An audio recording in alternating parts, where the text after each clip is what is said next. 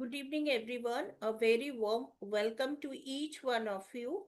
On behalf of PROLEARNZ, I am delighted to welcome all our passionate educators uh, and lifelong learners joining us from different parts of the country and beyond. I'm Dr. Shanoli Ray, founder and director of PROLEARNZ, and it is truly a pleasure to have you with us for today's special masterclass.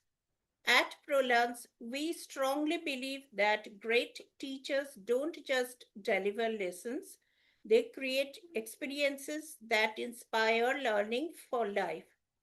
Our mission is to empower educators with practical, innovative, and future ready strategies that can be implemented immediately in classrooms.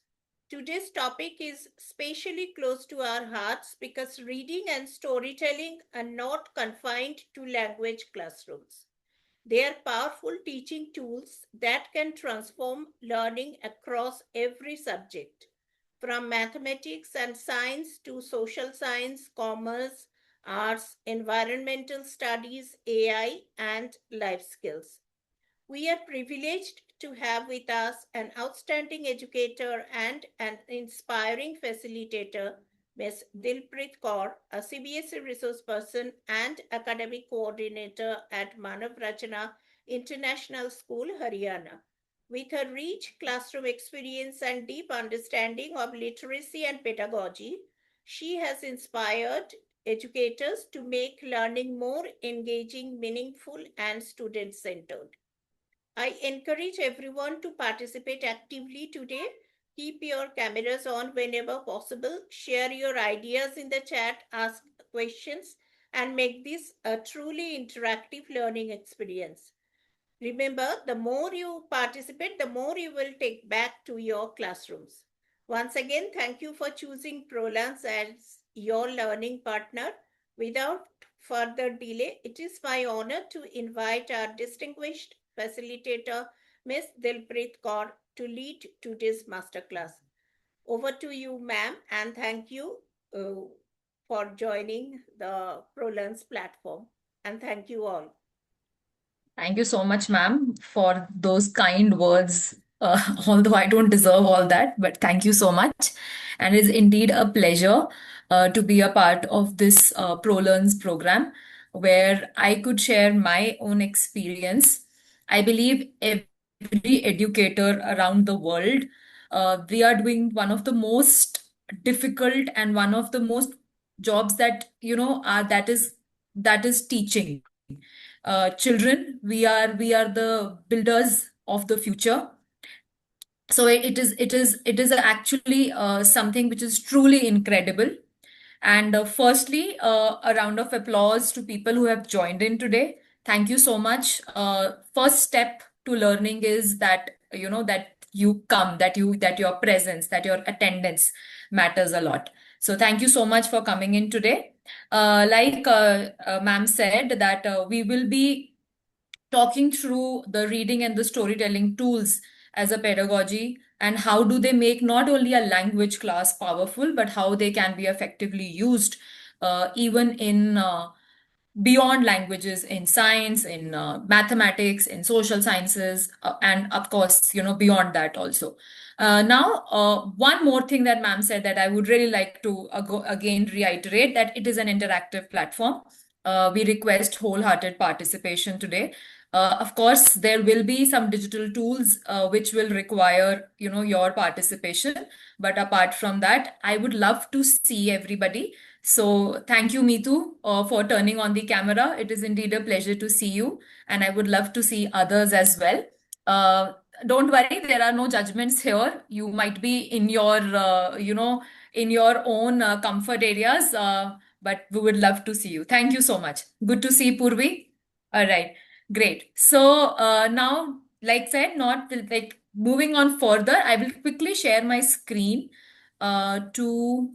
Okay. Ma'am, could you just allow me to share my screen? Yes. Yeah. Okay, so I'm going to share my screen to show the presentation. All right, just allow me a minute.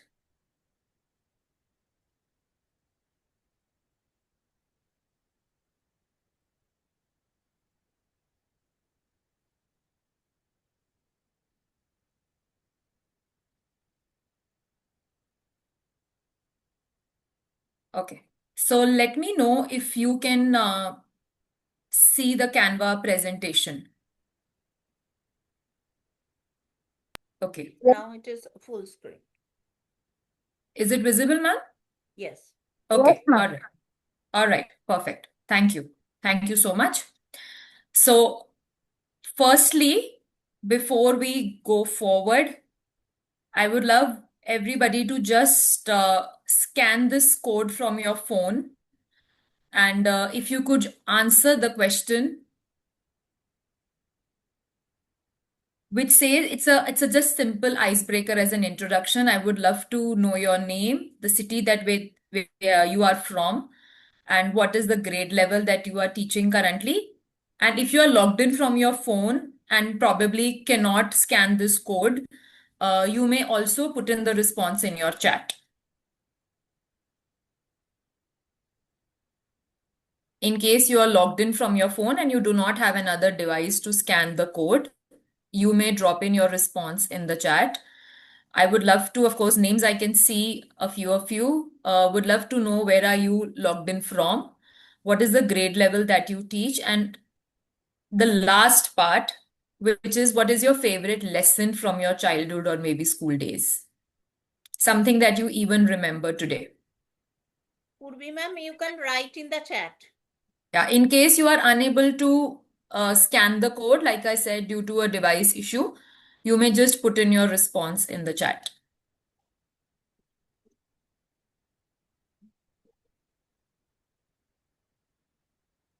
Thank you, Meetu, for putting that up. Would also love to know what is your favorite lesson from your childhood, something that you truly remember from your school. Still trying to recall that. Still trying to recall. Okay. All right.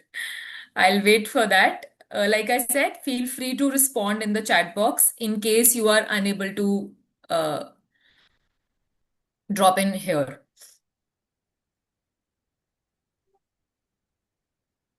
Okay, Meetu is from Gurugram, grade 1. Purvi ma'am is from Ahmedabad, Divan Balubhai Primary School, pre-primary educator. Okay, great.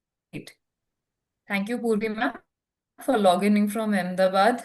Would love to know your favorite lesson from your school or your childhood days. I can see there are a few more people also logged in. Would love to know where are you from as well. Okay, great. From Muscat. All right. Yes, Rachna ma'am from Muscat.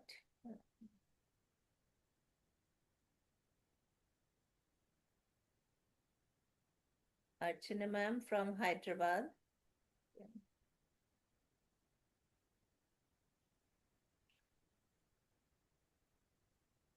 I am yet to read somebody's favorite lesson from childhood.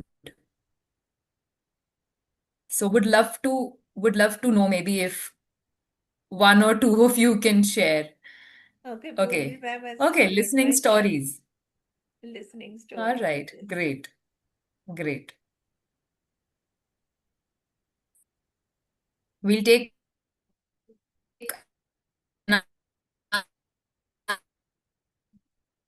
another 2 minutes before we move on ahead.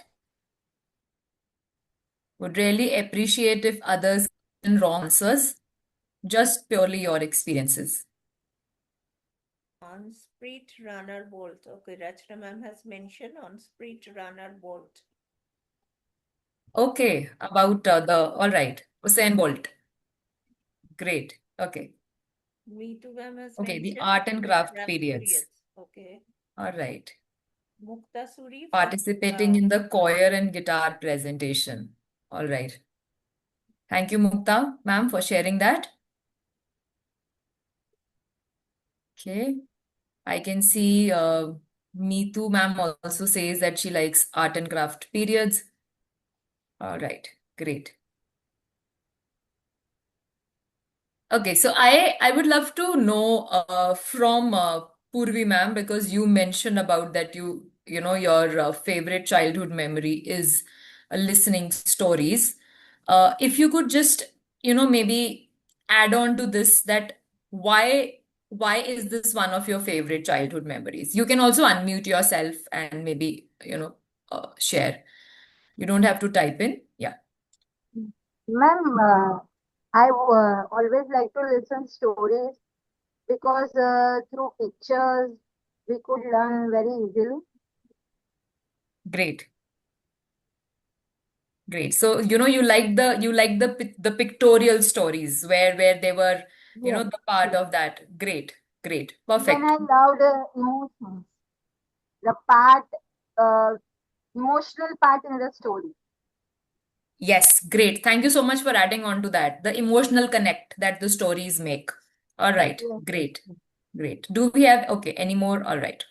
So, thank you so much for putting in your responses here. I'm going to quickly move ahead now. All right. Sorry, this is okay.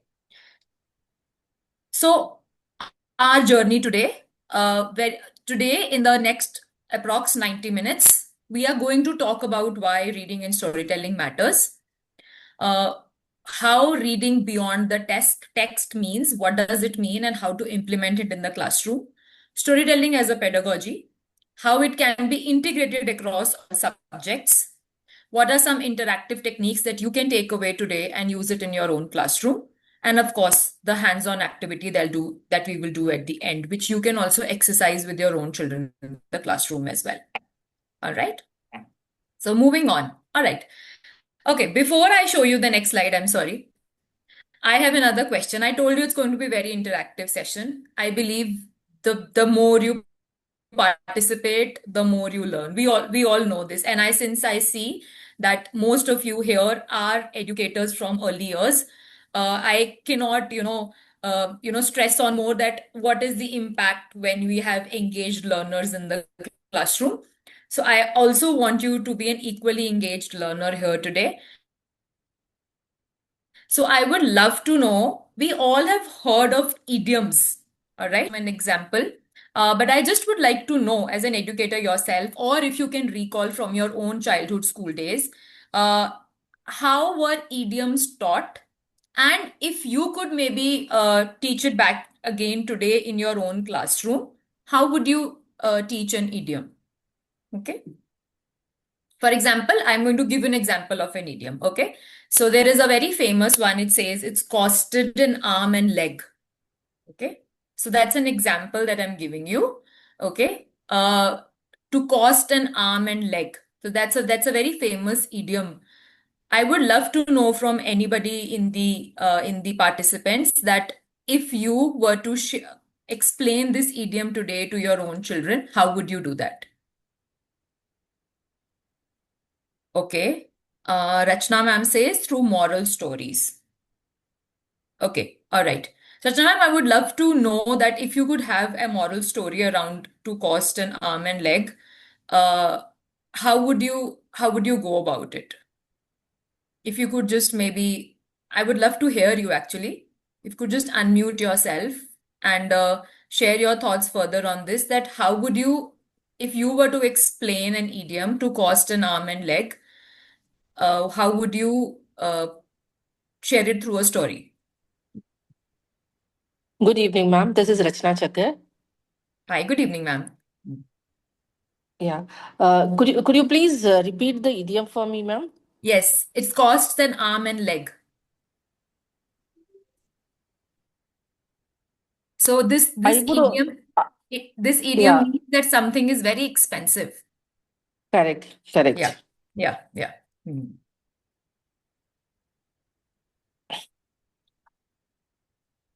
I would just like to phrase it in a sentence rather Okay, here. all right. Uh, the sessions on PROLEARNZ platform, they are so engaging and so inspiring. I would give my arm and leg to have joined them whenever I can. All right, all right. Great. Thank you so much, Rachna ma'am, for that idiom. So although this one is not that expensive, it will not cost you an arm and leg, I suppose. All right. But thank you so much Ma'am, for sharing. yeah, Yeah. sorry to Yes. interrupt you. For me, it is very precious. Okay. Even staying so far from India, Perspective. I Yeah. still feel I am connected to the education domain in whatever way I can. Great. So Great. for That's this, me at this point in time, it's very precious. great. Thank you so much. Thank you so much for sharing that take on it because it's a different perspective. Perfect. Thank you. Thank you so much. We'll also come to the point how stories can mean differently to different people, how examples can mean differently to different people. Great. Thank you so much for sharing that, ma'am. All right. Anyone else would like to probably give it a try? Ma'am, I would like to try. Yeah, sure. Please go ahead. Ma'am, since the kids would be coming back from the vacation, so probably asking them where did they go, and most of them are going abroad these days. Yeah. So relating that to the cost of the trip, like, okay, do you understand what kind of money did your parents spend on that kind of holidays, or maybe at an H&M toy or something, and then relating it to the idiom over there. All right, great. Perfect. Perfect. So this is relating to their own personal experience and then adding on to it. That's what stories do actually. That's what stories do. They build a connect with your own experiences and hence you remember more. It's had a higher recall value. Okay. I'll be sharing a very interesting take on this next. So uh, all idioms have some origins. Okay. So if you'll do a little bit of research, all idioms have some origins and this one has originated basically there is a myth around this that this was originated. All right, just let me go ahead. So in the olden times, uh, there was a phenomena where everybody, all the royal, the kingdom, they would love to have their portraits painted. We have seen all these across. I'm sure everybody is familiar with the portraits, not just abroad, not just in Western cultures and Indian civilizations and Indian culture as well. All right. So just an interesting piece of information here that the portrait where it was only the face and the chest, okay, as compared to the cost of the portrait, when there was a full, when arms and legs were involved, the same portrait costed more as compared to the portrait wherein it was only the face, shown. So hence the idiom came in that to cost an arm and leg means that something costs more when you add an arm and leg to the portrait. So hence this originated from there, and of course it became a very widespread idiom used. It took up different meanings as we know in English vocabulary today. So actually, how did I got to know about this? I want to stress upon my own teacher. So back in school, when I asked you what is your favorite memory, so I have two. One of them is about the idioms part. So there was this Punjabi teacher. I come from the state of Punjab. So there was this Punjabi teacher, and Punjabi maybe they have these muhavres. So all of them, she used to teach us with all of these references from olden times that why this particular because this sounded really weird. Okay. When she used to tell this as to us and there was always a origin story behind it, and that's how I remember most of them, and that's what intrigued me further when I took up education as a role of an educator. And in fact, for my own daughter, when she was studying idioms and phrases, I always thought that there is an origin story behind it. Let's go through it and introduce it through a story, a visual. So when you introduce an idiom through a visual like this, I'm sure it will be have a long lasting impression somewhere, rather than just telling that to cost an arm and leg means that it's expensive. All right. And a comparison between a portrait, so there is a visual memory that's attached to it, and that's what stories do. Stories deepen your understanding, stories build those connections, stories add those value to your which could just be information, which could just be facts. Stories connect. All right.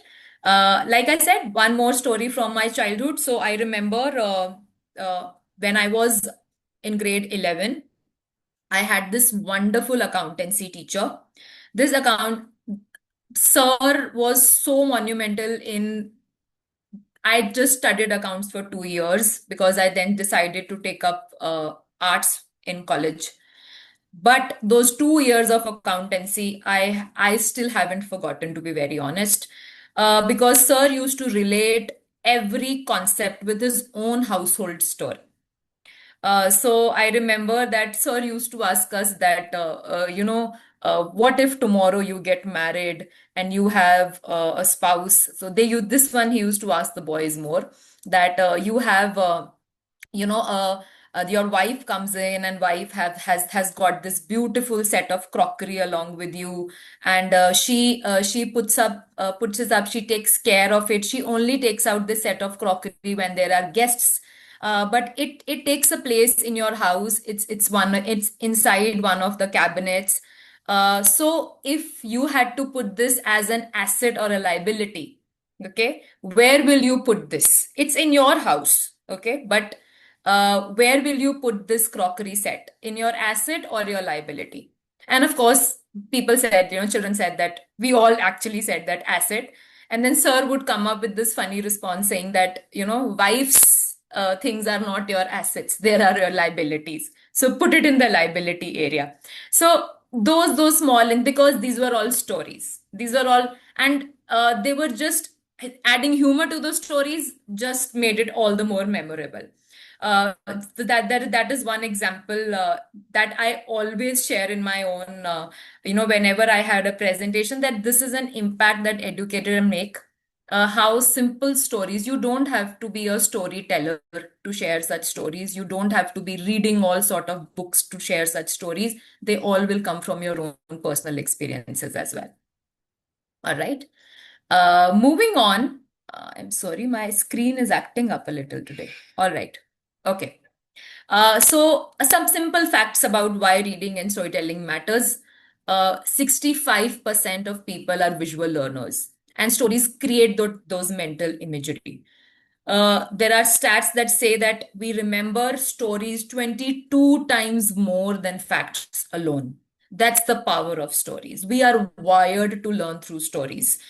In the olden times, if you remember, all of the knowledge that used to be transferred from one generation to the other generation, when there was lack of written materials around, oral stories, how the community used to sit around and build those, that's where the myths, that's where the folklores come from. And that's what has actually been our essential in transferring that knowledge from one generation to the other generation. Of course, stories have evolved around these generations, but that's how they have been passed on. All right. Also, sorry, 100% of subjects can use storytelling. This is something that I'm going to stress more upon as we go forward. Okay. And one last interesting fact, it's at the bottom. You all can read it. Stories activate 7 areas of the brain simultaneously. Your sensory, your motor, your emotional cortices all light up when you are listening to a story. However, facts only activate 2 of your brain areas. All right. Moving ahead. Okay, sorry, I think.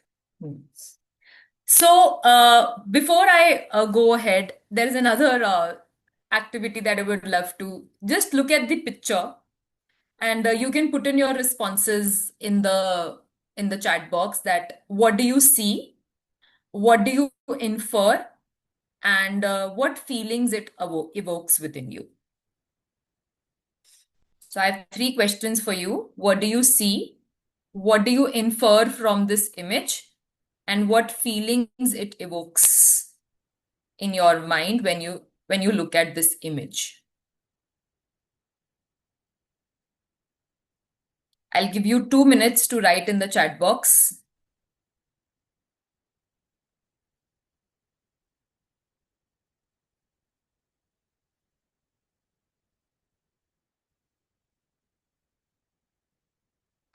Sorry, I just read that Purvi ma'am had shared a small story on how you can, explain children that what does a cost an arm and a leg means. Great. Thank you so much, Purvi ma'am. Sorry, I saw it later. Yes, these are some stories that we can always Thank you, share ma'am. with them. This is how you reiterate it also.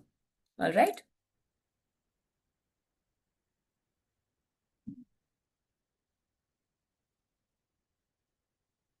I would love to see some responses here that when you look at this image, I hope everybody can see the image, right?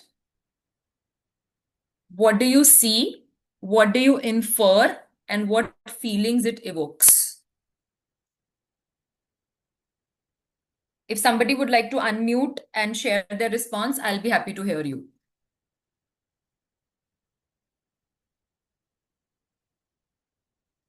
Okay, man and woman. Man seems to have planned some surprise. It evokes the feeling of romance. Perfect.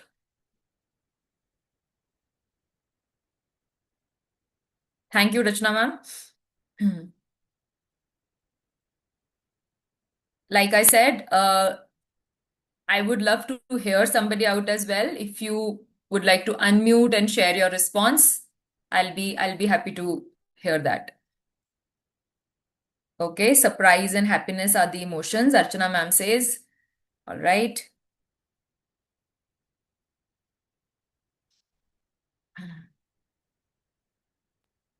Hello, ma'am. Yes, ma'am. I see that a man and a woman is sitting in a car, Yes. and the man is planning some surprise. Means maybe they are husband and wife. They Okay, are great. so man is planning some surprise for a woman, All right. And what and feelings it evokes for the you? emotions of love and joy. Great, great. Thank you so much, Purvi ma'am, for sharing your thoughts on this. Perfect. Okay, I see a man and woman in the car. Man has planned a surprise, feelings of happiness and excitement. Thank you, Nikita ma'am, for sharing those. All right, great.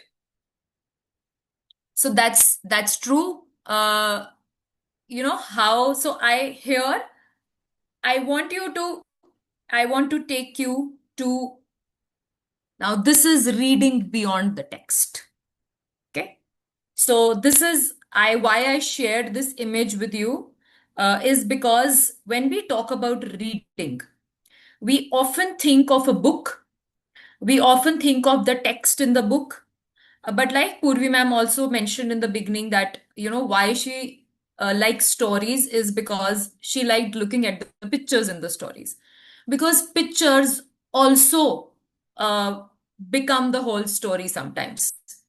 Especially with younger children, there are a lot of wordless books where it's just pictures, and it's up to the child to infer the meaning from those pictures. The feelings that the same picture could evoke could be different for different people as well. All right, that's the power of visual reading, right? How and it's a very known phenomena that brands today, are using visual reading as such a strong tool. Today we see that, a McDonald's sign, when it is placed up higher, if you see the location of those McDonald's signs, it's usually at an elevated position so that you can see them even from a far away area, and it reads as food. When you see a McDonald's sign, it reads as hungry, it reads as food, it reads as cravings. All those words are not on the board. It is just an M McDonald's, but it reads beyond that. That's the power of visual reading. All right, great. Okay. Also, why I took this picture, in fact, a little, if I'm sure everybody might have, if not everybody, I'm sure many of you might have seen the recent story which is making news. It's a sad story about the boy who was murdered in Pune. This is an image of Ketan, the boy, while surprising. So, this is an image that I took from the internet. So, the minute you add that now context, okay, it entirely changes the narrative here. Okay. When I now tell you that this boy is the one who was murdered by the same girl that he is about to surprise, now your inferences, now your feelings will be different. This is also reading beyond images. Okay. When we give context to those images, then again our reading will change. I'm sure now you will look at this picture very differently. As I tell you that this is a picture of the same couple, which did not have a happy ending at the end. I'm sure your thoughts, your inferences, your feelings will be different now. That's what is also reading beyond the text. Okay. So when we also in classroom choose an image, maybe to introduce a topic, so it has to be an image that you choose very cautiously, very deliberately, because there is a certain motive behind it. You want that image to infer a particular feeling, to infer a particular idea, to actually bring out curiosity that you would like to take forward. Okay, and you build a context also on the same basis. All right. Moving on. So this is, so just 1 second. Okay.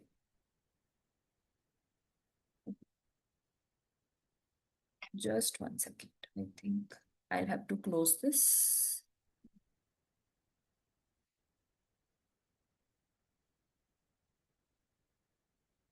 I request everybody now I'm just going to play it again. I just want everybody to hear hear the sound that plays along with the slide here. Okay.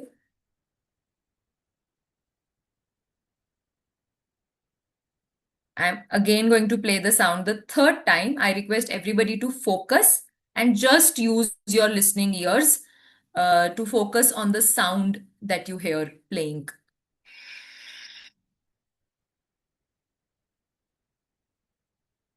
Okay.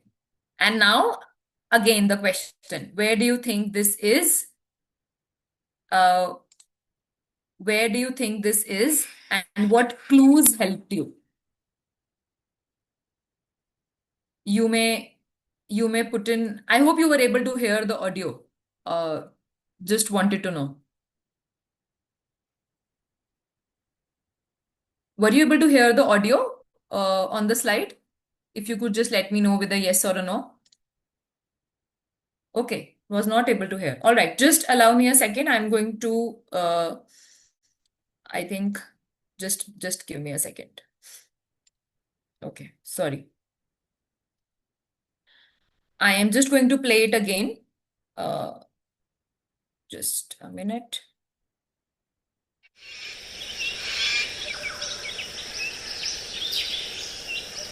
So were you able to hear it this time?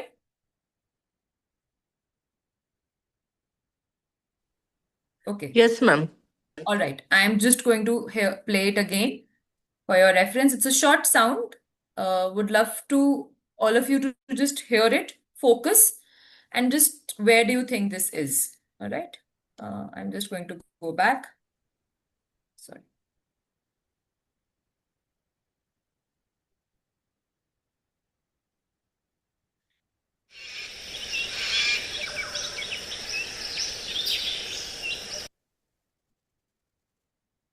All right. I hope you were able to hear it. Would love to know where do you think this is? Again, what feelings it evokes, what clues helped you to figure it out? Have you ever been to such a place? These are a few of the questions that I would love to. Sound of chirping birds, great. If I were to ask you that, what do you think, what place could it be where you hear such chirping birds? Yes, ma'am. I would like to add on to that. Yeah, I sure. could hear birds chirping. I could also hear stream flowing Perfect. by. And Great. I assume this to be in a forest early in the morning. Great. Perfect. Thank you so much, Rachna ma'am. Thank you. Yes. That's right. This is a rainforest sound. You actually summarized just a 5-second audio into text. All right. That is again reading beyond just the text.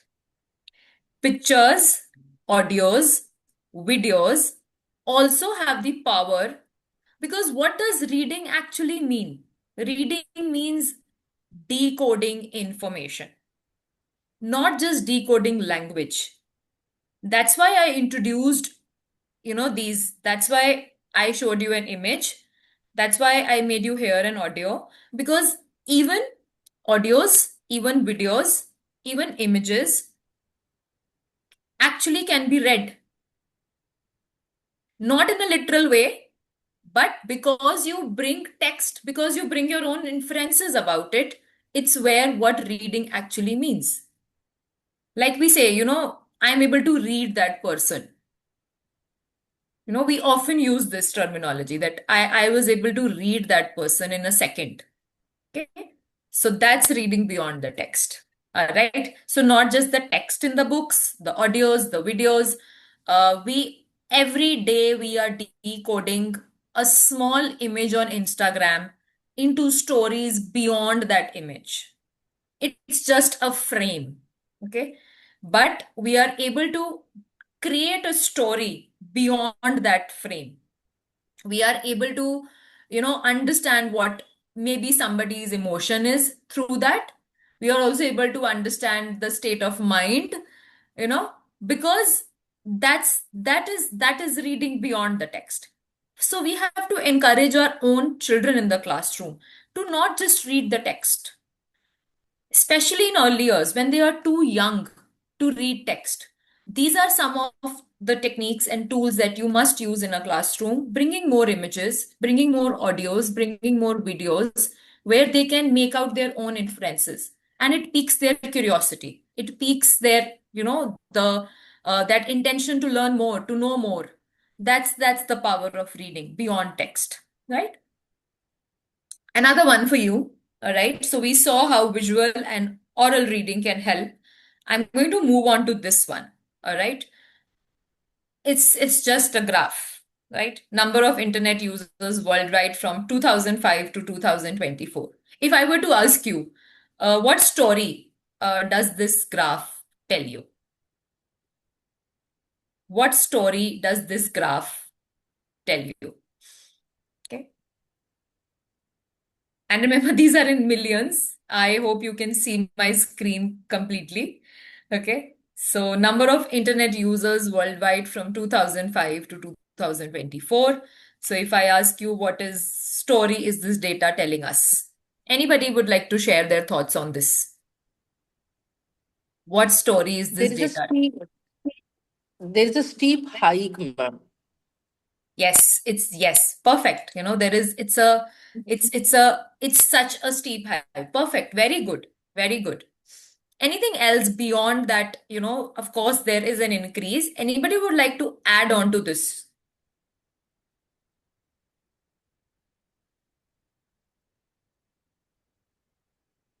Anyone would like to add on to this? That what story is this data telling us? There is, of course, a monumental increase in the number of users right from 2006, 2005, and in today's time this is 2024. I'm sure this number has gone beyond this when we talk about 2026. Is there any other story that you can infer from this data?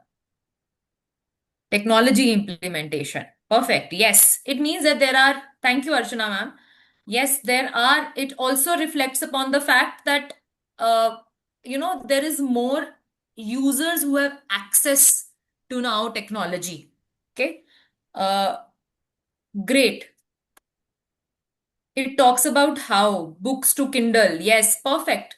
So great, very good. So, now people are no longer pictures, videos, audios, captivating people's attention. Perfect, very good. Thank you so much. That's a great take on this.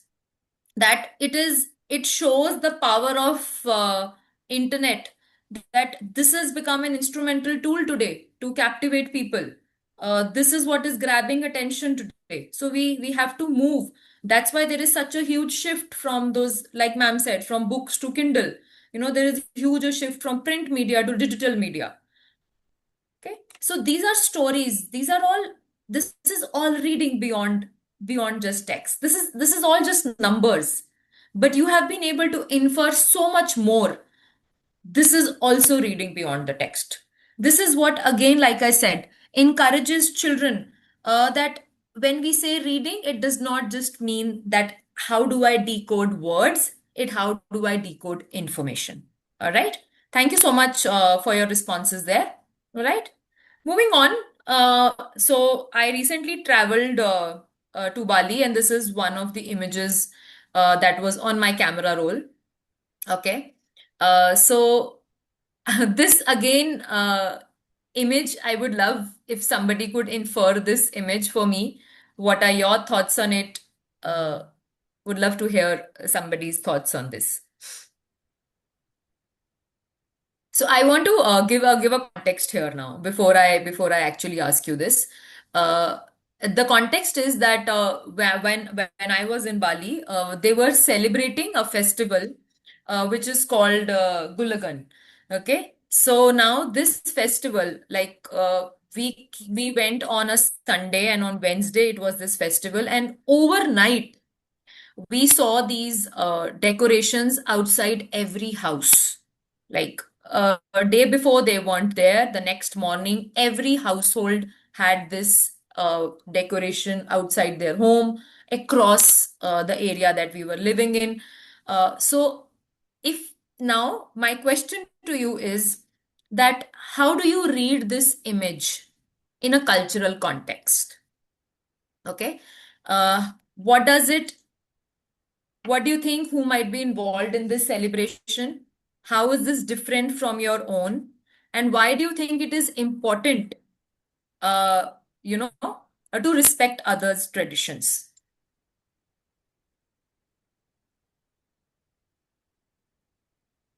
So these are some thoughts that you can actually ask your children about when we talk about children. We always say that we are a diverse nation. Okay. Such images can also be used to bring about a sense of diversity, perspectives, viewpoints within children. All right. Uh, this is this is again reading beyond the text, which is called cultural reading. Okay, we are encouraging our children how to infer from images that we are different from others, and how we are similar also in some ways. So when I actually saw these, and I asked the cab driver, that why do we see this everywhere, and he mentioned about the festival. So he added to that this festival actually shares about the idea is that it actually talks about fighting good over evil. So I think, and that immediately reminded me of our own festivals, Diwali, Dussehra. We always talk about that, how these festival, and these are the similarities. The traditions might be different, but the wholesome idea remains the same. And this is how we actually engage our children. This is how we encourage our children to be more perspective, to be more differentiated in their thoughts. And just to pique curiosity, like I said, the whole idea behind this reading beyond the text is to just click on that aspect, that okay, how do I make it more interesting, how do I make it more engaging within the classroom. So this is cultural reading. All right. And I so I'm just going to summarize these entire, the conversations that we were having. Visual reading, where I asked you about an image, asked you to decode its, non-verbal meaning. Numeric reading. I'm not sure if somebody is a math educator here, but we all remember the word problems that we have. Word problems were actually stories that we were trying to solve. All right. Next is, like I made you hear a podcast sound, a small soundscape, music as text. How do we listen with intent? right? That's also reading beyond the text. Cultural reading, like I said, this actually covers a lot of social texts. Like I said, we want to build in different perspectives. We want to bring in different diversity within our own children. How do we encourage that? How do we encourage? In today we are living in a world where everybody, we do talk about diversity, but yet we are unable to tolerate others' perspectives. This is a great way to do that. All right. Scientific reading, like I showed you the image where it was just data, but how do we question that data? How do we read that data? How do we build narratives out of that data? Like you all did in the text, that there has been a technology boost. It just does not mean that internet is everywhere. It also implies on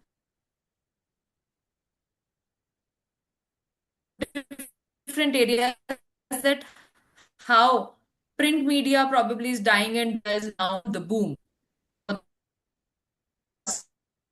so many years and continues to grow. All right. What we think, what do you think? You question on learning, how does it connect with your own learning and how it challenges your own previous learning is critical reading. So when I say, like, I want to summarize this, that when we say reading just does not mean that we are going to just read the text part in that. So there are multiple ways to actually highlight the concept of reading, because reading does not only mean decoding words, it means decoding information. All right.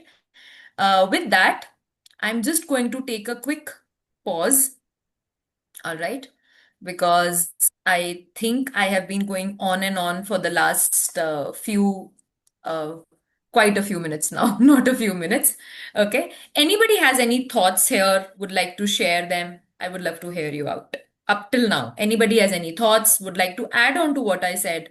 Maybe agree or disagree on this. I would love to hear you out, yeah, before we go forward.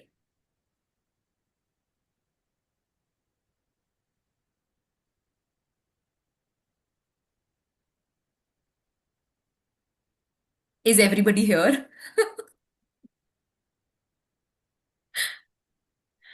Okay, I can see now there are more people who have joined in. Great. Uh, okay. Thank you, Shweta ma'am. Would love to know where are you from because you missed the beginning. So if you could just introduce yourself to other people as well. I can see Saida, ma'am, has joined. Good evening, ma'am. Hi, good evening, ma'am. Would love to know where have you joined in from? I'm from Ahmedabad, Gujarat. Oh, great. All right. So we have two people from Ahmedabad today here. Great. Thank you so much, ma'am. And what grades do you teach, ma'am? I'm teaching senior KG.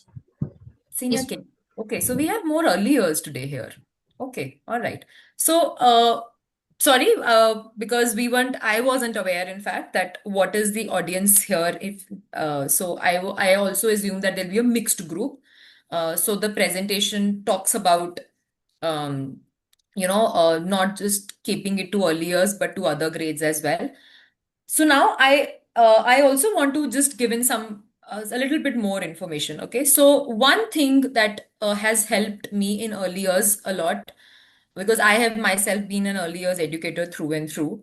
When we talk about reading, so we have of course been talking about reading beyond the text. Okay, so if there is one thing that I would like to start, or when we do stories, okay, this is the few tips that I can share apart from what we're going to discuss further as well, is that whenever we start a story, always start with the book cover.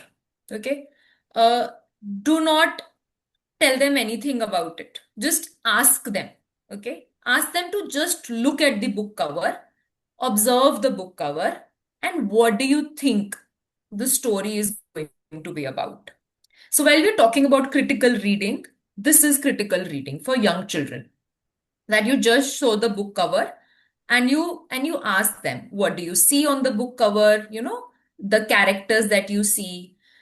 Beyond that now, so once they have identified the characters on the book cover, you can add on to the part that, okay, now, yes, I can see a monster, or maybe I can see a boy or a girl, I can see a fairy on the book cover. Now, what do you think is going to happen to this fairy? All right. So that is where they are going to go now beyond. Okay. They are going to put in their own guesses, their own predictions about the story.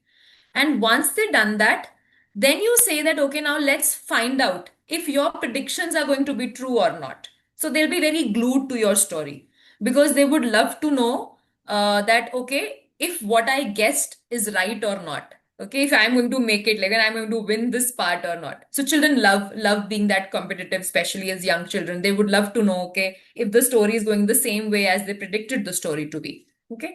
Also, another thing is that, what do you wonder about this story? What makes you think, oh, I think I think the fairy is I think I can see the fairy looks very happy on the cover. Okay, I can see the fairy has wings. I think the fairy is going to fly. Okay, but what makes you wonder about this? So, initially, as an educator, you have to model it for them because young children, they might not understand what is wonderment. To put it in words, they might have it here, but they might not be able to say it out loud. Okay, so you should be the first one to role model it for them. So, you say that, I wonder, where does this fairy live? I wonder, does this fairy has any friends? Okay. I wonder if this fairy can do some magic as well. Okay. And if it can do magic, what magic can it do? So, and then you say, oh, great, that those are some great questions. Now let us begin our story and let's find out that out of these questions, which one, you might get answers to. All right. So that was one. Of course, also, if we are talking about building language in the classroom, always remember to put your finger, if that is the focus. So there could be two purposes of your own reading. One is that you just want to grab their attention, introduce a concept to them, then use the see, think, wonder technique to build that curiosity, to build that engagement, to also build critical thinking, to bring on more creative ideas. But second is, if we are reading, to encourage children to read the text. Now, this is not reading beyond the text. So then always put your finger on each of the words that you are reading so that they also follow that text goes from left to right. Okay. You may also, want to hold on to a specific word if it is a word that can be decoded for them. So if you are somebody who is also teaching phonics, I'm sure a lot of you would be. So then you hold on to that word. You do not say the full word. Okay. You just segment that word. For example, if it's a word like where you think that they'll be able to put it together, as simple as, like I said, a house. Okay. House. So you don't say the full word. Okay. Let them figure it out. If that is the purpose. So you have to first identify that what is the purpose of your reading. Is it building language? Is it building phonics? If that is the purpose, use it differently. If it is just to introduce a concept, pique curiosity, then use it differently. All right. Anybody has any questions here about reading? Because then I'll move on to storytelling as a pedagogy then. Right?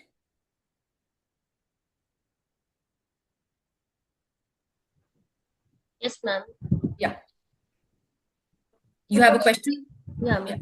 For preschoolers, they cannot read, no? They can't read stories earlier. Yes, that's So right. so how can they mingle? We have to show objects and everything. Okay. So, ma'am, in early years, we always use a book. Okay. Even if they cannot read the book. All right. So there are, I would not say always. I will take that back. Sorry. So again, like I said, now here are again two options that you have. One is that you keep it entirely with objects. That's a great way. You want to bring in mystery bag, you want to show them props, and you want to be the oral storyteller. That also works. Okay. But I would also, ask you to try that you take a book, which is there are a lot of, like, for example, Hungry Caterpillar is one of the most popular young stories, children stories that we do. Okay. The idea is that you keep the book with you. Okay. You show the image in the book. Okay. But you also show them that the text also goes along with it. Right. We also do storytelling in the classroom a lot. We also use, like you said, puppets, picture cards, and even do role play. Now, there are two different ways. Storybook also can be taken. They might not be familiar with the words yet. Okay. But that's how you encourage children, that the storybooks are meant to be read. So you sit down with them, you show the image, but you read along the text what is Like, there. You point your finger along with it. like Okay? that only we are doing Yeah. nowadays. Now, that's Yeah. Perfect. Yes. Yes. The storybook. first we read one line, Yeah. put finger, Hmm. and we just read that one line and Hmm. explain them in Hindi, English both. Show Okay. that the picture also at that time. Great. Both Great. languages. Yes. So also I beg to differ on this. This is my take on it. You may also try it. That we as educators have a habit of translating everything that is written, like one to one. Okay. However, this is my own personal experience and personal take on it, and you may disagree with me. I am completely okay with it. So, ideally, what we should do is we should not translate. Okay. You should actually probably use an image or use your own voice modulation or use an action. Okay. To For the child to infer the meaning of it. So if you stop at every line and make them explain that line in Hindi, okay, the storytelling somewhere will lose its purpose. Okay. This is what we assume कि बच्चे को शायद हिंदी में नहीं समझ में आ रहा है, सॉरी इंग्लिश में नहीं समझ में आ रहा है, दे आर बहुत छोटे हैं अभी, उनको ये वर्ड समझ में नहीं आया है. See, for young children, they have to have the bigger idea. They do not need to know the meaning of each and every word. They just need to have the bigger idea, that what is the big idea of this story? Where is this? Because children, when you start telling them a story, they also start visualizing in their own head. Okay. So the images, the actions that you do, the voice modulations that you do, encourage children to kind of build those visual memory immediately. The minute you start, so there is also a tendency for all of us to ask children after, मैंने अभी क्या बताया, इसका क्या नाम है, okay, ये कौन है. Personally, I suggest that refrain from doing that also, because the story needs to be told from start to end in one package. Okay, you might pause in between. Okay, you might have to pause in between if the children are getting distracted. So what I usually do is that the minute I see that somebody is not paying attention, I just lower my voice. I'm telling the story, I'll reduce my volume of the story. This is enough for them to get that, okay, I need to pay attention, something has changed suddenly. Okay. Or maybe I'll just pause my story, I'll not say anything, I'll just pause my story. And that's again a cue for the child. Okay, okay, something has changed in my environment, I need to pay attention back. Okay, I agree, Archana ma'am. Yes, you have to explain meaning through easy words or examples. Yes, but like I said, generally give it a try, that you support your story with images, with voice modulation, with props. If you with in fact picture books, if you will pick up a story which is already, like I said, the Hungry Caterpillar, bear hunt, let's go on a bear hunt. These are some very popular stories which have beautiful images already in it, wonderful illustrations already in it. So if you will use that, I think that will be perfect. All right. Okay. We Okay. show that puppet show also in the Yeah, sometimes the exactly. story can also puppet show also. Yes, yes, yes. There is nothing wrong in that. Perfectly fine. Perfectly fine. Yes. Okay, ma'am. Thank you. Yeah. All right. I'm just going to move ahead. Okay. All right. Very quickly now. Okay. Now, I hope everybody can see my screen, right? Okay. So reading is done at 4 levels, all right, where you just ask literally what happened, who, where, and when. Second is influential, just to summarize this entire idea of reading. Why did this character do this? What clues tell you that? And then is evaluative, that do you agree? Was it fair? What would you have done? And creative, when you ask children to retell in their own words, or maybe give a different ending for young children. That is the simplest way that you ask them to be more creative, as a strategy for them to go beyond reading. All right. Please do encourage children. Please do ask children what are their opinions. So the evaluative part, is very important. We think that children as young as 5-year-old or a 6-year-old or even a 4-year-old might not have their own ideas about it, but everybody has. So encourage those ideas, encourage those thoughts, because that is where we are building a generation, building children who are creative thinkers, who are critical thinkers, who are analytical thinkers, and most importantly, who are able to voice out their opinions. We want our children, we always say this, that we want our children to be more vocal. Every parent is asking for that. Every parent is asking that, how my child can be more confident on the stage. Let me tell you, before the child starts being confident on the stage, first the child has to feel that I am confident enough to share my thoughts in my own personal space, which could be a small classroom, which could be a small group with you, which could be with their own just friend who is sitting next to them. So before we go onto the stage, these are all small steps that we take to ensure that children are able to voice out their thoughts and opinions. Okay. Okay. All right. Uh, okay. Now this is an image. I just give you 2 minutes. I would love all of you to put down that what do you notice, what emotions do you see, and what might have happened before this moment, right?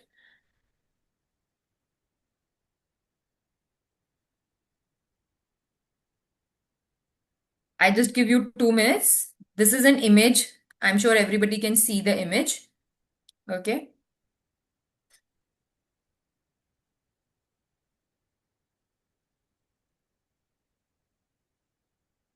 So if I were to ask you that, what do you see? What emotions do you see on everybody's face, and what might have happened before this?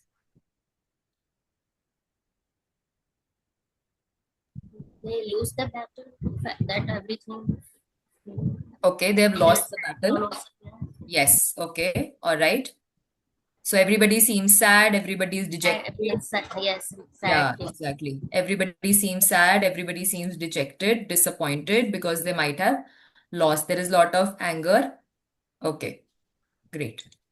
Okay. Now, let's listen to a story. I request everybody's attention. Let's listen to a story. The battlefield had fallen silent. The cheering had stopped. The drums no longer echoed. Ashoka, the king, slowly walked across the land he had conquered.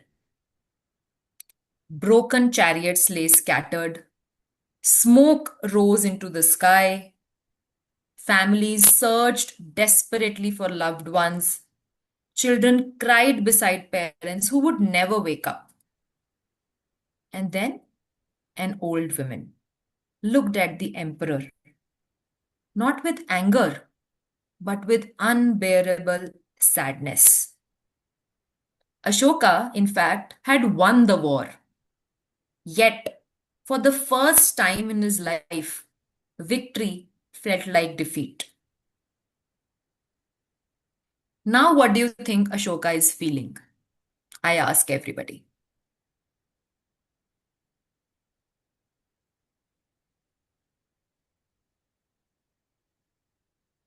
This is a question for everyone. What do you think Ashoka is feeling? Now that you have heard the part of the story, what do you think Ashoka is feeling? Excuse me, ma'am. Can you please repeat? He's not satisfied with his victory. Great. Thank you, He sir. has, Yeah. yeah, he has feeling of repentance now, ma'am. Yes. He's Yes. Great. Yes, Juhi ma'am, you can unmute and share. Juhi ma'am. Yeah, he is remorseful and he is repenting. He though he has won the battle, but now he thinks that whatever he has done was not good, and he is remorseful. Perfect. Thank you so much, Juhi ma'am, for summarizing that. Yes. Let's continue with the story. May I That know the night, sorry, name somebody wants Rahul's to say something? iPhone? Yeah. Yeah. No, someone with Rahul's iPhone. May I know the name of the participant? She shared something, no? Who's that? Okay. What have I achieved? Who's using this Rahul's iPhone? May I know the participant's name?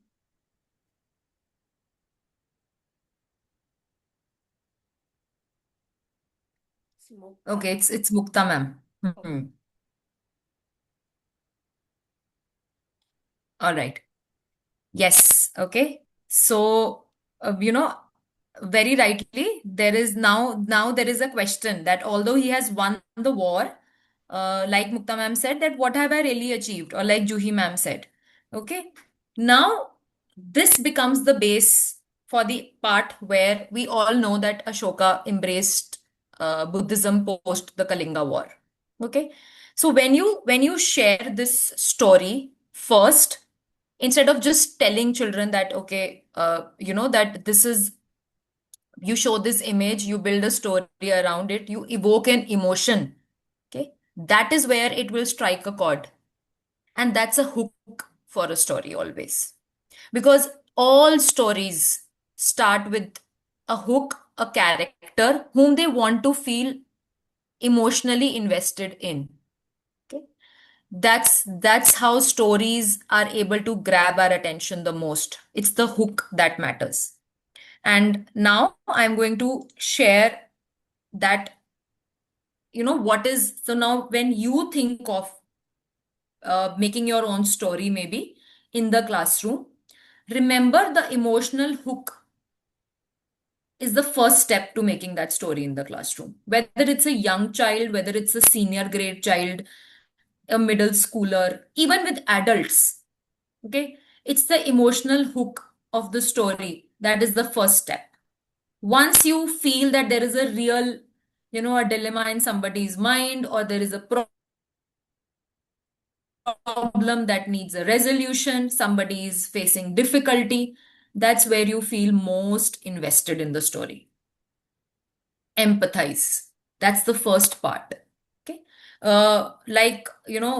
We all know that in design thinking, the first step to design thinking is empathizing with somebody.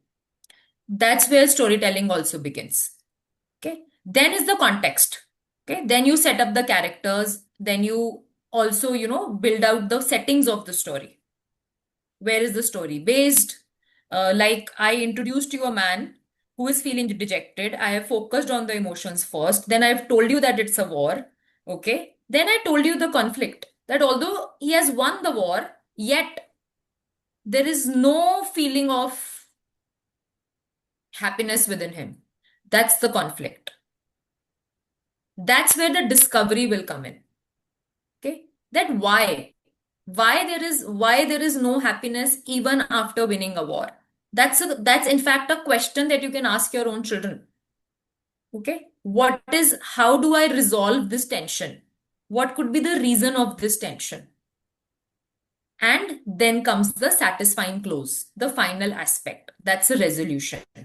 So this is a story arc that we always try to follow. In fact, all the good stories, the longest of the novels and the shortest of the stories, are written on the basis of this arc, which is we start with the hook, grab the attention of our audience, and build some context. We build the environment, like, the battlefield, the drums getting silent, okay, the smoke So you are touching all the sensorial. That's if you remember in the beginning, a story, this is a fact that story actually invokes all your senses, while a fact only invokes only two part of your brains. So that's what it is all about. You set up the context, then you bring in a conflict, bring in a discovery, and give them a satisfying close.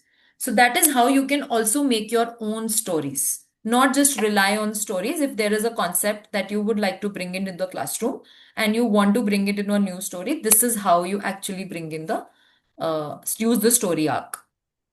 All right. I've already touched upon that how storytelling can be used across all subjects. Like I said, the numerical reading covers the mathematics part. Using secret codes, like children love to inquire, children love to discover, children love to be the detectives. So rather than just saying, ask them to maybe, like I said, grab attention, hook. Okay, so say that, oh, today we are going to be a detective in the classroom. Everybody put your hats on. All right. But what do detectives do? They're going to solve problems. Who is ready to solve a problem with me? Okay. So bring that engagement through a story. All right. But whose problem do I need to solve today? Oh, there is a friend of ours who is in trouble. Right. Why don't we find out what's the trouble? Okay. So it could be a science a discovery, it could be a mathematical issue, it could be that you want to teach them numbers or patterns. Okay, maybe like I said, a social science discovery that you want to make. So these are some ideas that you can use within your own classroom to across all subjects. Storytelling can be used, right? So these are some storytelling techniques that you can use. Story spine. This is one of the simplest ideas that you can start with your own story. If it's a five, these are all only 5 steps that you need to think about. That once upon a time, okay, that's your first story stem. Then what happens every day. So so there is a routine. So now you are building context. Okay, there is a routine until one day that routine gets disrupted. Okay, that's your third story stem. Because of that, and now because of that, what happens? What is the tension because of breaking that routine? All right, and until finally one day, what is the resolution? So this you can also, because they are young children, I have educators here who are majorly dealing with young children. You might not be able to expect children to kind of work on it. But yes, you as an educator can use a story spine, these 5 stems, to generate our own stories simply. Okay. As children go to higher grades, maybe grade 1 and 2 is where we also encourage children to use these 5 ideas to build up very small stories of five sentence story starters. If they cannot write, like I said, children encourage that oral conversation in this age group also that we are here. Another could be a hot seat. Children love to be the center of attention. You can assign that somebody is a character, and then the other children can maybe ask questions to them. Okay, so this will encourage more of perspective taking. Okay, so this is one thing. It's called a hot seat. So think of a topic where this can work very well in science. Okay, so you can ask that, for example, let's say you want to introduce animals. Okay, we of course, this is one of the most loved topics, and you can ask that. Okay, somebody from the classroom can be an animal on that day. Okay, so maybe you are a dolphin. Okay, now everybody gets to ask questions to the dolphin. So let's see what kind of different questions the children will love to ask the dolphin. They might be curious about a lot of things. Let the dolphin answer those questions, okay, in its own way. If you see that the dolphin, who is the child who is playing the dolphin's role, is unable to answer, then maybe, and that's your point, okay, that these are some questions that need deeper understanding or deeper knowledge to be taken, then that those can be your wonderment questions that you can put aside, and then you can bring on another learning session with regard to answering those questions. But this encourages inquiry, this encourages curiosity within the classroom, right? Third is storyboard it. All right. Because one more thing here is that so a visual strip can be used.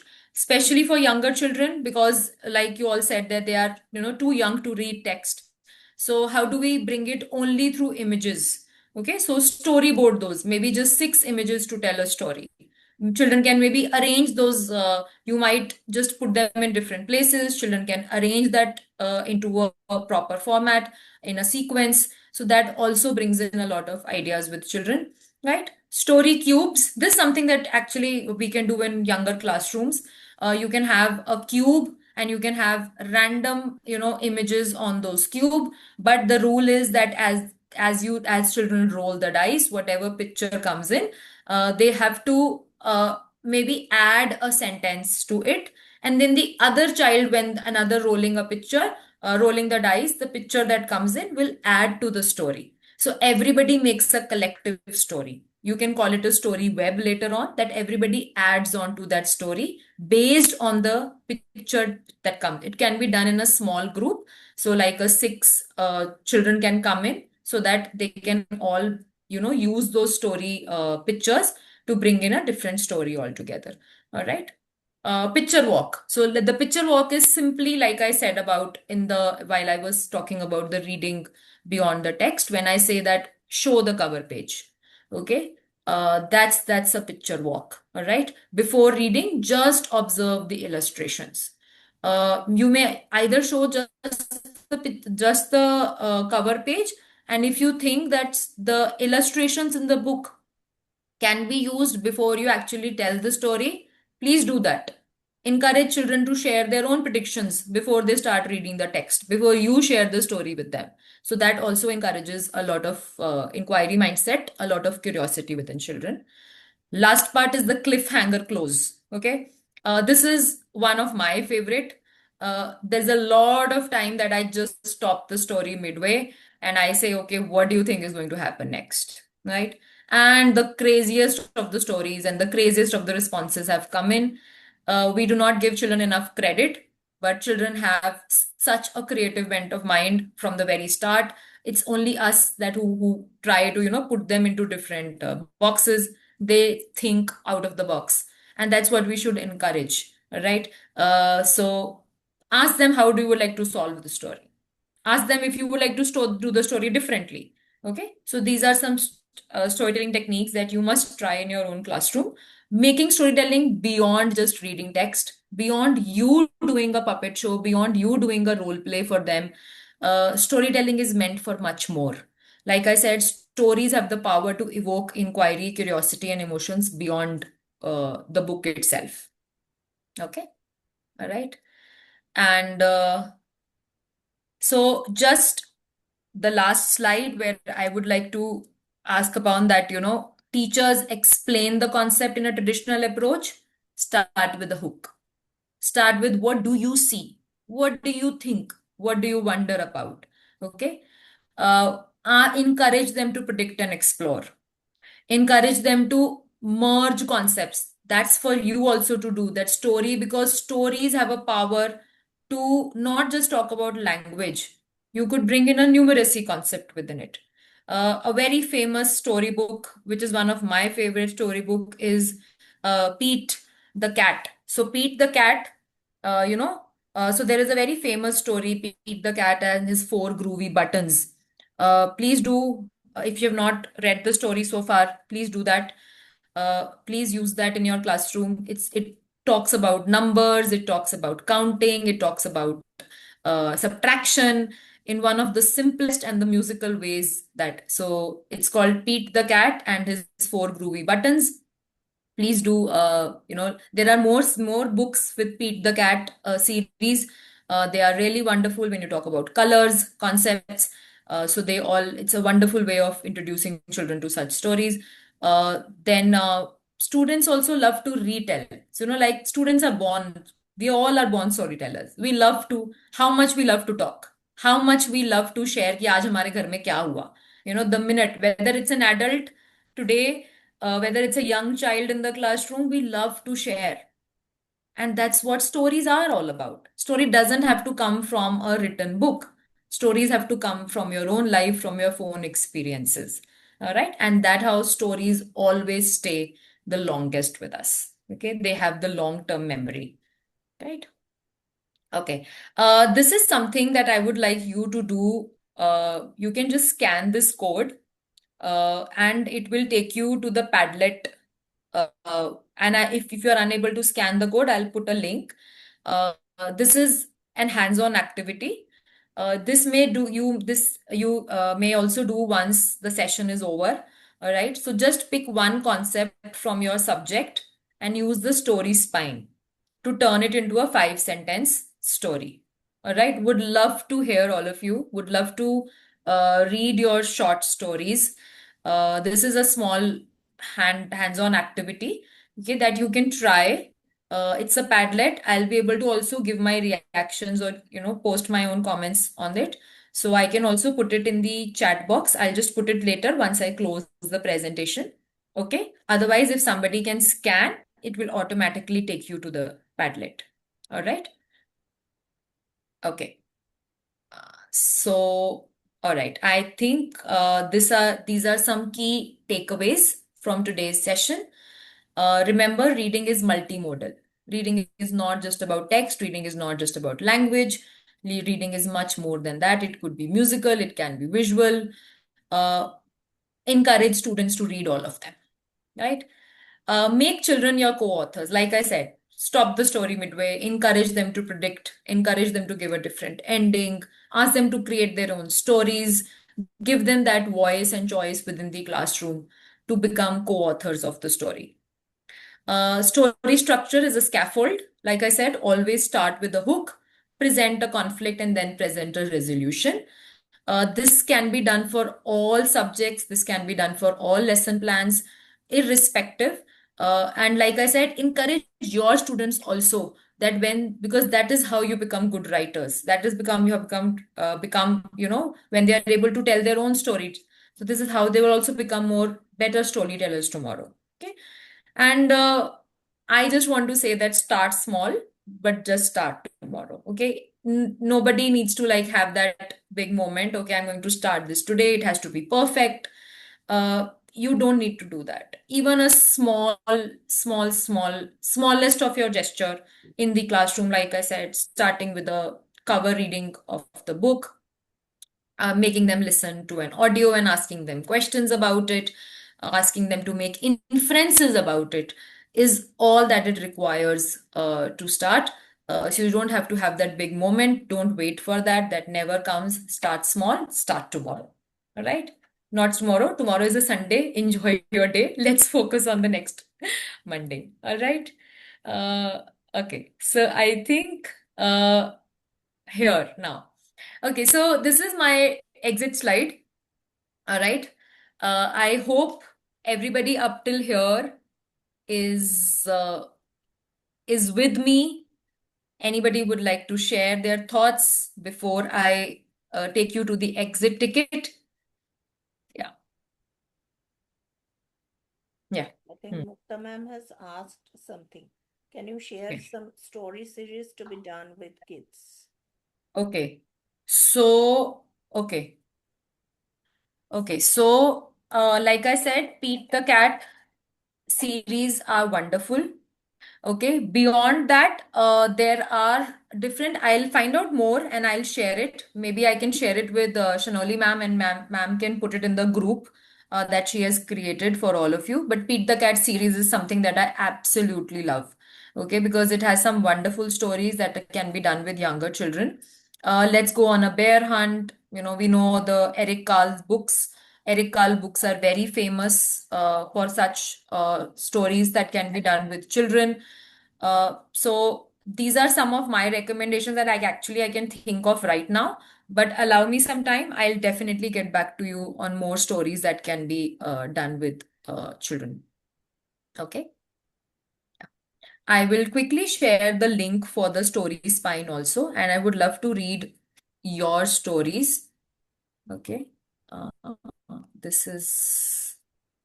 I will repost the link in the WhatsApp group also. Yeah, ma'am, you can do that. I'll also put it here. Okay. Yeah. So I've just put it here. I would really love to read your short stories as a takeaway. Okay. Oh, Rashna ma'am has suggested bubble series. Yes, perfect. Yes, thank you so much. We also have a lot of bubble series books in our own school. Great. Yeah. All right. So that's what collaborative space should look like, that ideas can come in from anywhere. Great. Thank you so much, Rashna ma'am. All right. So last is that, as I close, there is a thinking routine that I would like to do with everybody as an exit ticket. I would love to read your responses in the chat as I used to think,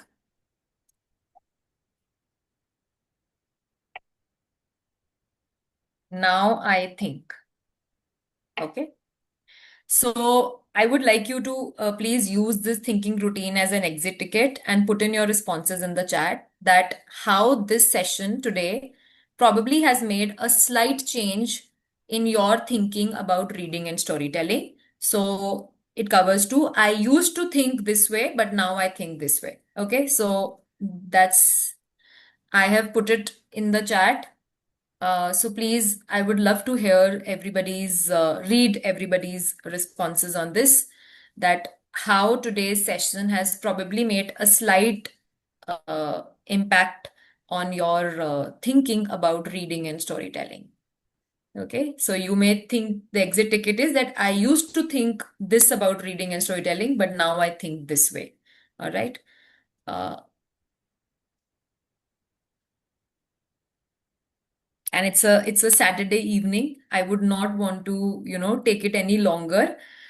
These are very precious days for an educator, weekends and summer break. So yeah, so I'll just take 5 minutes more of yours. I would love to read comments in the chat box about what you used to think about reading and storytelling, and how today's session probably has made a small change in your thinking about reading and storytelling.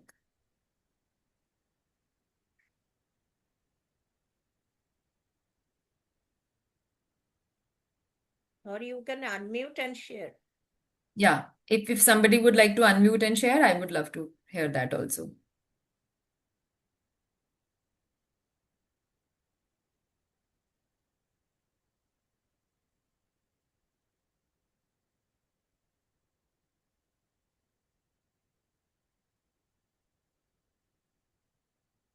I hope the session was beneficial for everybody.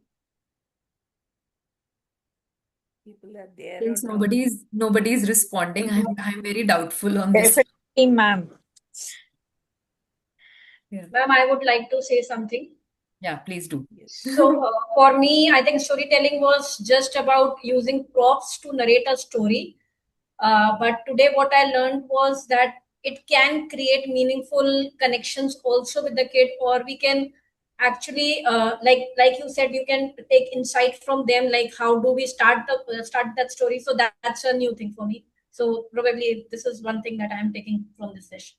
Great. Thanks for that. Thank you. Thank you so much, Meetu ma'am. And it's good to see you actually, because I often I think I've seen your name more on my LinkedIn posts. So I it's was with Manav Rachna 51, so I know you through friends. okay, great. All Yeah. right. Right. Good to have you here. Thank you so much. Thank you. Rachna ma'am, Yeah, ma'am, yeah, you here. can unmute and share. Saida ma'am, you want to share? Yeah, actually, Good evening, ma'am. Thank you so much for such an interesting session. And the one thing that I would really like to use it going forward is the way you showed us a picture, which we thought to be a happy thing, but the moment you gave context to it, the entire perspective changed. Yeah. So that is one thing was what interested me the most. Great. And yeah, it was a great session, ma'am. Thank you so much. Thank you. Thank you so much, Rashna ma'am, for joining in. Yeah, thank good you. evening. Means a lot. This is Yeah. Saida Yes, Saida from. ma'am. Yeah. Yeah, actually, it was a very good session. This is my first time listening to you, and it was a great one. And I got to know that before I used to think that storytelling should be easy for the child to understand in their own language. As you said, that it should be not translated. That was a great change in on my part of understanding the stories and making them understand. As I'm also a teacher, so it is really a great one. Thank you, ma'am, for this session. Great. Thank you. Thank you so much, ma'am. Thank you for that big takeaway. Actually, you must try it out. It will make a huge difference in how children relate Yeah, to stories. Yeah. definitely, ma'am. Thanks. Great. Thank you so much. Thank you. I Maybe can see there ma'am is a has comment. written in the chat. Yeah. I Yes. used to think storytelling was about narrating the events in a book. Now I think effectively storytelling encourages children to think beyond the text also. Great. Yes, that you must try Yeah, it out, Nikita ma'am, in the classroom. It's going to be a huge insight for you also that how much children can go beyond the text. yeah, ma'am. Great. Actually, I joined late, but it was a great session. I missed your starting part, everything. So Recording rest will be everything. shared in the WhatsApp group. Oh, So thank you, ma'am. Thank you. Great. And it was a very beautiful session. Nicely explained, ma'am. Thank you. Thank New you so much. ideas also we can get. Great. Thank you so much. I would love, that you implement, you apply these ideas in your own classroom, Yeah, yeah. and probably they add value to your own classroom also. Would love to continue stay connected. I am on LinkedIn by the name of Dilpreet Kaur. Maybe, ma'am, you can share my LinkedIn profile with them on their group, and that will be a great space to stay connected. And thank you so much. If is there anyone else who would like to share something, I would love to hear from you. And then otherwise maybe we can